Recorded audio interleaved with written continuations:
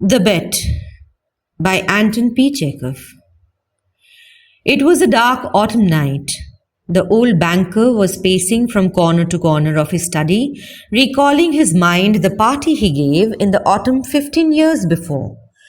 There were many clever people at the party and much interesting conversation. They talked, among other things, of capital punishment. The guests among them, not a few scholars and journalists, for the most part, disapproved of capital punishment. They found it obsolete as a means of punishment, unfitted to a Christian state and immoral. Some of them thought that capital punishment should be replaced universally by life imprisonment. "I don't agree with you," said the host. "I myself have experienced neither capital punishment nor life imprisonment, but if one may judge a priori, then in my opinion capital punishment is more moral and more humane than imprisonment. Execution kills instantly. Life imprisonment kills by degrees. Who is the more human executioner?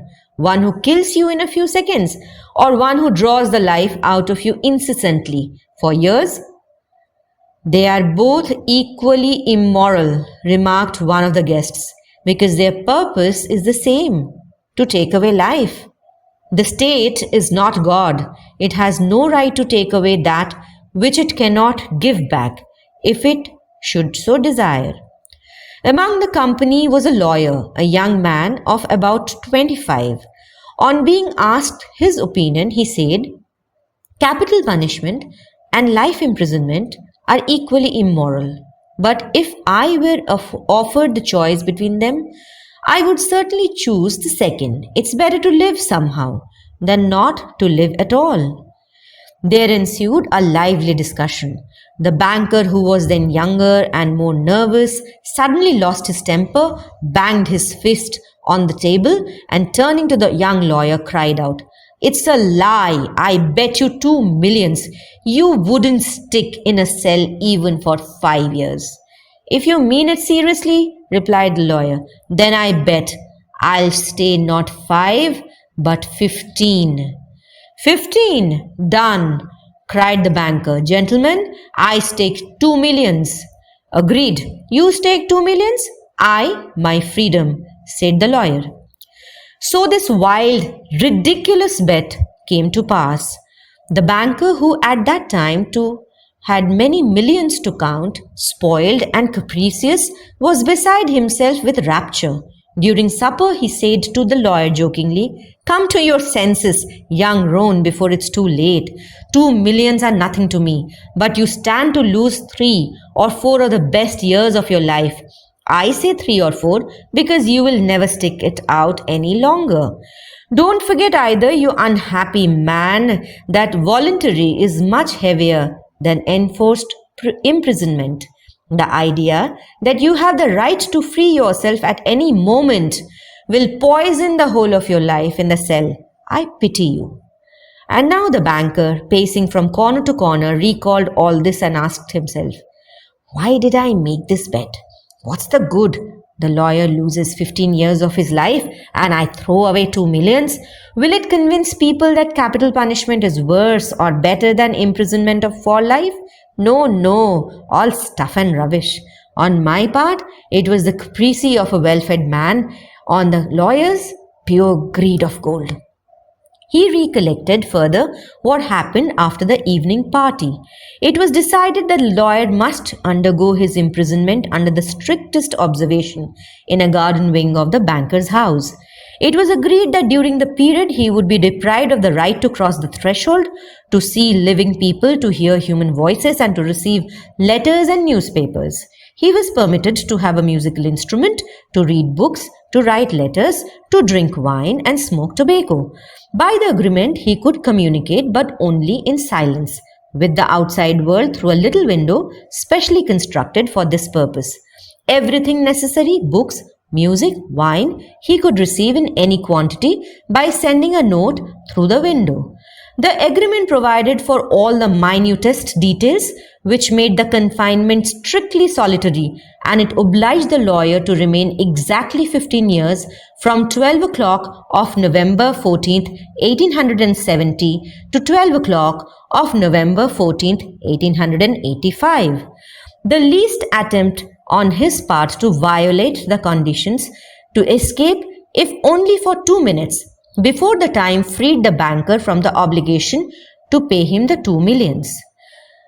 During the first year of imprisonment, the lawyer, as far as it was possible to judge from his short notes, suffered terribly from loneliness and boredom. From his wing day and night came the sound of the piano.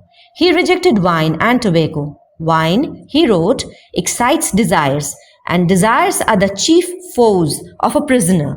Besides, nothing is more boring than to drink good wine alone, and tobacco spoils the air in his room. During the first year, the lawyer was sent books of a light character, novels with a complicated love interest, stories of crime and fantasy, comedies, and so on. In the second year, the piano was heard no longer, and the lawyer asked only for classics. In the fifth year, music was heard again, and the prisoner asked for wine. Those who watched him said that during the whole of that year, he was only eating, drinking, and lying on his bed. He yawned often and talked angrily to himself, books he did not read. Sometimes at nights, he would sit down to write. He would write for a long time and tear it all up in the morning. More than once, he was heard to weep. In the second half of the sixth year, the prisoner began zealously to study languages, philosophy, and history. He fell on these subjects so hungrily that the banker hardly had time to get books enough for him. In the space of 4 years, about 600 volumes were bought at his request. It was while that passion lasted that the banker received the following letter from the prisoner. My dear Gowler, I am writing these lines in 6 languages. Show them to experts. Let them read them. If they do not find one single mistake, I beg you to give orders to have a gun fired off in the garden. By the noise I shall know that my efforts have not been in vain. The geniuses of all ages and countries speak in different languages, but in them all burns the same flame. Oh, if you knew my heavenly happiness now that I can understand them. The prisoner's desire was fulfilled. 2 shots were fired in the garden by the banker's order. Later on, after the 10th year, the lawyer sat immovable before his table and read only the New Testament. The banker found it strange that a man who in 4 years had mastered 600 erudite volumes should have spent nearly a year in reading one book, easy to understand and by no means thick. The New Testament was then replaced by the history of religions and theology. During the last 2 years of his confinement, the prisoner read an extraordinary amount, quite haphazard. Now he would apply himself to the natural sciences, then he would read Byron or Shakespeare. Notes used to come from him in which he asked to be sent at the same time a book on chemistry, a book of medicine, a novel, and some treatise on philosophy or theology. He read as though he was swimming in the sea among broken pieces of wreckage, and in his desire to save his life was eagerly grasping one piece after another. The banker recalled all this and thought, tomorrow at 12 o'clock he receives his freedom. Under the agreement, I shall have to pay him 2 millions. If I pay, it's all over with me. I am ruined forever. 15 years before he had too many millions to count, but now he was afraid to ask himself which he had more of, money or debts. Gambling on the stock exchange, risky speculation, and the recklessness of which he could not rid himself even in old age had gradually brought his business to decay, and the fearless, self-confident, proud man of business had become an ordinary banker, trembling at every rise and fall in the market. The cursed bet murmured the old man, clutching his head in despair. Why didn't the man die? He's only 40 years old. He will take away my last farthing, marry, enjoy life, gamble on the exchange, and I will look on like an envious beggar and hear the same words from him every day. I am obliged to you for the happiness of my life. Let me help you. No, it's too much. The only escape from bankruptcy and disgrace is that the man should die. The clock had just struck 3. The banker was listening. In the house, everyone was asleep, and one could hear only the frozen trees whining outside the windows. Trying to make no sound, he took out his safe, the key of the door, which had not been opened for 15 years, put on his overcoat and went out of the house. The garden was dark and cold. It was raining. A damp, penetrating wind howled in the garden and gave the trees no rest. Though he strained his eyes, the banker could see neither the ground nor the white statues, nor the garden wing, nor the trees. Approaching the garden wing, he called the watchman twice. There was no answer. Evidently, the watchman had taken shelter from the bad weather and was now asleep somewhere in the kitchen or the greenhouse. If I have the courage to fulfill my intention, thought the old man, the suspicion will fall on the watchman first of all. In the darkness, he groped for the steps and the door and entered the hall of the garden wing, then poked his way into the narrow passage and struck a match. Not a soul was there. Someone's bed, with no bedclothes on it, stood there, and an iron stove loomed dark in the corner. The seals on the door that led into the prisoner's room were unbroken. When the match went out, the old man, trembling from agitation, peeped into the little window. In the prisoner's room, a candle was burning dimly. The prisoner himself sat by the table. Only his back, the hair on his head, and his hands were visible. Open books were strewn about on the table, the 2 chairs, and on the carpet near the table. 5 minutes passed, and the prisoner never once stirred. 15 years' confinement had taught him to sit motionless. The banker tapped on the window with his finger, but the prisoner made no movement in reply. Then the banker cautiously tore the seals from the door and put the key into the lock. The rusty lock gave a hoarse groan, and the door creaked. The banker expected instantly to hear a cry of surprise and the sound of steps. 3 minutes passed, and it was as quiet inside as it has been before. He made up his mind to enter. Before the table sat a man, unlike an ordinary human being.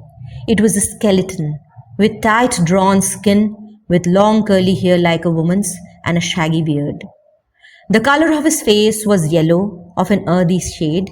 The cheeks were sunken, the back long and narrow, and the hand upon which he leaned his hairy head was so lean and skinny that it was painful to look upon. His hair was already silvering with grey, and no one who glanced at the senile emaciation of the face would have believed that he was only 40 years old. On the table before his bended head lay a sheet of paper on which something was written in a tiny hand. Poor devil, thought the banker. He is asleep and probably seeing millions in his dreams. I have only to take and throw his half-dead thing on the bed, smother him a moment with a pillow, and the most careful examination will find no trace of unnatural death. But first, let us read what he has written here. The banker took the sheet from the table and read, "Tomorrow at 12 o'clock midnight, I shall obtain my freedom and the right to mix with people. But before I leave this room and see the sun, I think it necessary to say a few words to you. On my own clear conscience and before God who sees me, I declare to you that I despise freedom, life, health, and all that your books call the blessings of the world. For 15 years I have diligently studied earthly life. True, I saw neither the earth nor the people. But in your books I drank fragrant wine, sang songs, hunted deer and wild boar in the forests, loved women, and beautiful women like clouds ethereal created by the magic of your poet's genius, visited me by night and whispered to me wonderful tales which made my head drunken. In your books I climbed the summits of Elburz and Mont Blanc and saw from there how the sun rose in the morning and in the evening suffused the sky, the ocean, and the mountain ridges with a purple gold. I saw from there how above me lightnings glimmered, cleaving the clouds. I saw green forests, fields, rivers, lakes, cities. I heard sirens singing and the playing of the pipes of Pan. I touched the wings of beautiful devils who came flying to me to speak of God. In your books, I cast myself into bottomless abysses, worked miracles, burned cities to the ground, preached new religions, conquered whole countries. Your books gave me wisdom. All that unvarying human thought created in the centuries is compressed to a little lump in my skull. I know that I am cleverer than you all. And I despise your books, despise all worldly blessings and wisdom. Everything is void, frail, visionary, and delusive as a mirage. Though you be proud and wise and beautiful, yet will death wipe you from the face of the earth like the mice underground, and your posterity, your history, and the immorality of your men of genius will be frozen slag, burnt down together with the terrestrial globe. You are mad and gone the wrong way. You take falsehood for truth and ugliness for beauty. You would marvel if suddenly apple and orange trees should bear frogs and lizards instead of fruit, and if roses should begin to breathe the odor of a sweating horse. So do I marvel at you, who have bartered heaven for earth. I do not want to understand you, that I may show you indeed my contempt for that by which you live. I waive the 2 millions of which I once dreamed as of paradise, and which I now despise, that I may deprive myself of my right to them. I shall come out from here 5 minutes before the stipulated term, and thus shall violate the agreement. When he read, the banker put the sheet on the table, kissed the head of the strange man, and began to weep. He went out of the wing. Never at any other time, not even after his terrible losses on the exchange, had he felt such contempt for himself as now. Coming home, he lay down on his bed, but agitation and tears kept him a long time from sleeping. The next morning, the poor watchman came running to him and told him that they had seen the man who lived in the wing climb through the window into the garden. He had gone to the gate and disappeared. The banker instantly went with his servants to the wing and established the escape of his prisoner. To avoid unnecessary rumors, he took the paper with the renunciation from the table and, on his return, locked it in his safe.